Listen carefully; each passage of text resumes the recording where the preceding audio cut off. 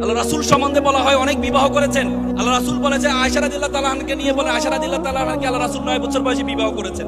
এটা নিয়ে অনেকে কথা বলে। আপনারা যারা কথা বলছেন, বিশ্বকবি বলেন রবীন্দ্রনাথ ঠাকুর, উনার যে প্রথম স্ত্রী মৃণালিনী, উনাকে কত বছর বয়সে বিবাহ করেছেন? 9 বছর বয়সে।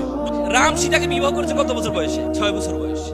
সেটা নিয়ে তো কোনো কথা হয় না, সেটা নিয়ে তো কোনো কথা হয় না। নবী আয়েশা রাদিয়াল্লাহু তাআলা আনহাকে 9 বছর বয়সে বিবাহ করেছেন, এটা নিয়ে কথা হয়। নবীর চরিত্র সম্বন্ধে জানতে হলে তোমাকে বুঝতে হবে, নবী যখন 25 বছরের যুবক, তখন তিনি বিবাহ করেছেন 40 বছরের একজন মহিলাকে বিবাহ করেছেন, খাদিজাতুল কুবরা রাদিয়াল্লাহু তাআলা আনহাকে। তখন নবীর বয়স 25, বিবাহ করেছেন 40 বছর। খাদিজাতুল কুবরা 65 বছর বেঁচে ছিলেন, তার মানে তাদের বিবাহ 25 বছর বলবৎ ছিলেন।